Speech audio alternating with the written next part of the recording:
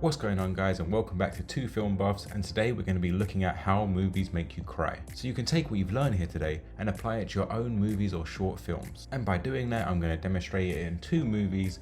One, the movie Up, and two, Super 8. Now again, much like how we done how jump scares work, the thing that makes mostly all of this work is the music and the lighting. So we're going to start with the opening scene from Up, which from my point of view is one of the most important and one of the most influential montages in animation history. I mean, right off the bat, it had audiences crying. And this is meant to be a Pixar movie, and Disney Pixar is meant to be fun. They really know how to get their audience. And they done this just using shots and music. No words are spoken in the entire opening scene. First shot I want to talk about is the panning shot from the bedroom of where the couple is planning to have a baby, and it pans across the room into a hospital room where you can basically make out that the baby has not gone to plan and there is something wrong with the baby, and the wife looks to be in distress with the husband comforting her. But as you can see here, the first shot is very bright and wide. It shows both couples having fun. There's lovely bright yellows and bright blues, and then as soon as it pans right, it goes into a dark hospital room, very dim litted, and the only thing really being lit is that little room. And you can see in this second shot that the room is very narrow, kind of making us feel claustrophobic, and obviously giving that impression of the characters on screen feeling claustrophobic and stuck. And obviously, as I said, you can see the color palette in this room is a lot less vibrant, a lot of blues, a lot of blacks, a lot of grays, which is obviously in a high contrast to the first shot, which is really funny when you think about it, because it isn't really being said out loud what is happening, but your mind subconsciously does realize what is happening and it is making it feel uneasy. Also, in these next few shots, the focus doesn't really change position on screen, as where it basically stays in one position, which is kind of centered towards the center of the screen or goes just a little bit off, so your mind doesn't really wander and it stays focused on this scene. This essentially makes the whole scene just flow a lot easier and doesn't break apart in between the cuts. So if the focus was moved to either side of the screen, your mind could wander off and wonder, have I had enough popcorn yet? And if your viewer is confused and their mind is racing between left and right side of the screen and wondering what they're going to have for dinner, they are never going to cry at your scene. But one of the most powerful shots in the montage is of the funeral and the church scene. Obviously the church scene coming at near the beginning of the montage and the funeral scene coming towards the end of the montage. So in one of the first scenes in the montage, we have the wedding, and it is bright and vibrant, and it is such a happy experience because it is a wedding. The couple are kissing and they are together, and we're just imagining what a beautiful life they can have together. And also notice that the room is filled with loved ones as well. So when I put these two scenes next to each other on screen, you can see that the first scene is very bright and vibrant and the second one is very dull and sad.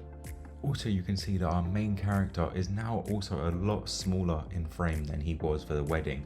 So the wedding with the bright lights and the bright colors, bigger people, and then for the funeral, smaller colors, darker lights and darker tones. Making the character seem smaller on screen is essentially making him feel tiny and us as the audience to see that he's become an even smaller person, metaphorically, and I guess physically because it's an animation. But there are obviously more contrasts in between these shots. One big one being the music change. At the beginning, it is very happy and bright,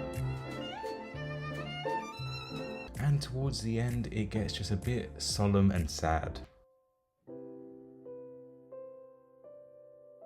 But even though for this scene they did use a different contrast in music, I think it is the visual aspects that really work.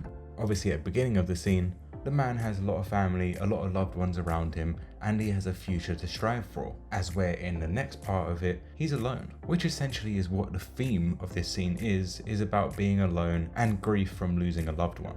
And obviously it is not a coincidence that the scene opens with the church shot and closes with a church shot.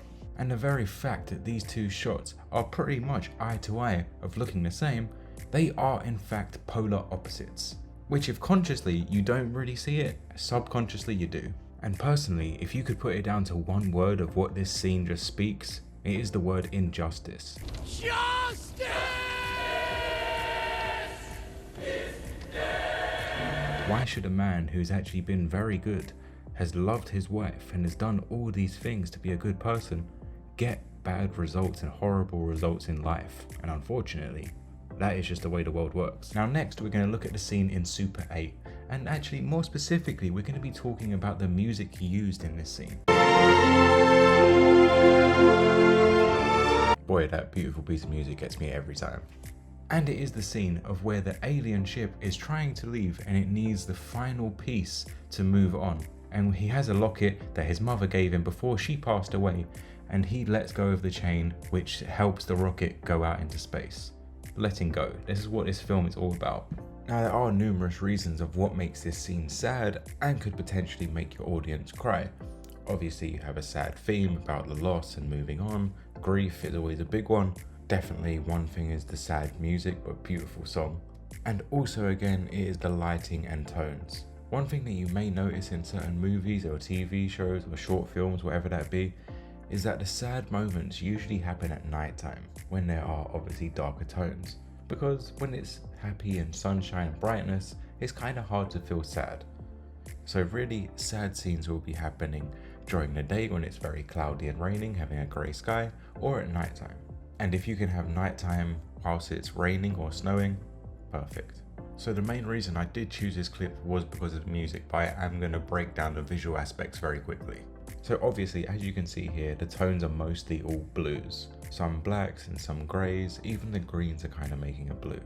Obviously, everything seems quite solemn and quite still in this moment, if that makes sense. And obviously you have the beautiful moment between father and son, and if you have seen this movie, the father is finally kind of showing affection towards the son instead of being mean to him.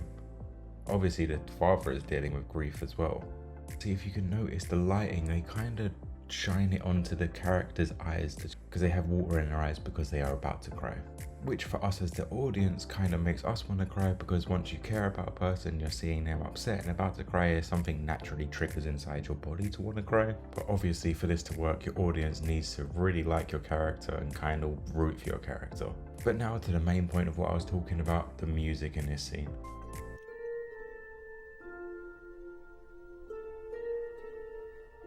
God, that piano has a direct link to my nervous system. Super 8 was directed by J.J. Abrams, but produced by Steven Spielberg, which obviously Steven Spielberg has done an alien movie before with E.T., which made us fall in love with the alien and kind of feel sorry for Elliot. As where this movie isn't really a massive deep connection in between the alien and the boy, it still makes you feel for both of them. The alien is a creature that has been taken away from his home planet and basically held captive on Earth by humans. He doesn't want to destroy people, he doesn't really want anything other than to just go home. And what is actually really awesome about this is it's not actually physically said that that is the case, it is just how we feel from the visual representation, whereas what is showing on screen.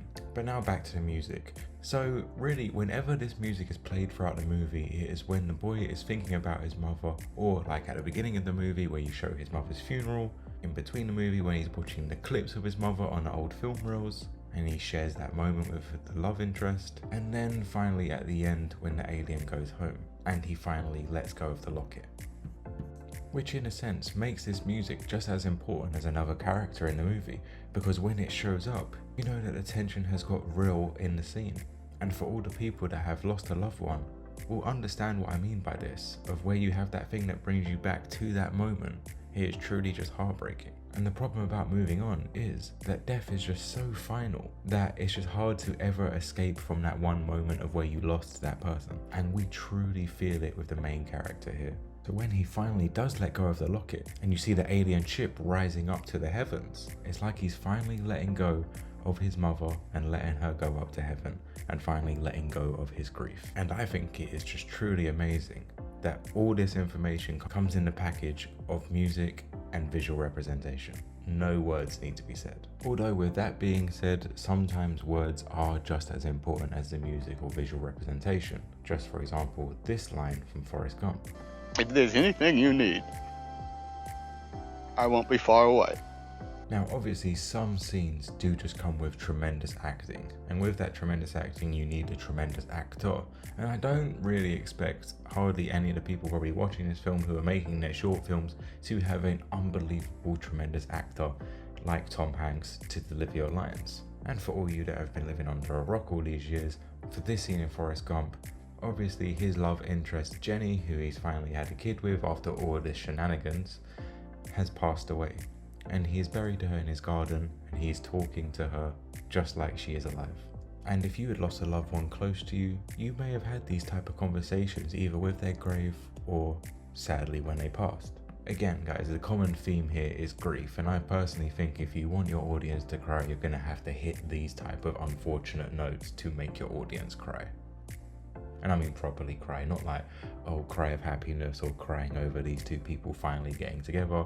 This is real level, real world stuff. But that's all we got time for today, guys. Thanks for watching that video. Don't forget to like, comment, and subscribe. And don't forget to check out our next episode where I'm gonna show how you can make pretty much any scene a sad scene from showing the aspects that I showed you here. But anyway, guys, have a great day. We'll see you next time.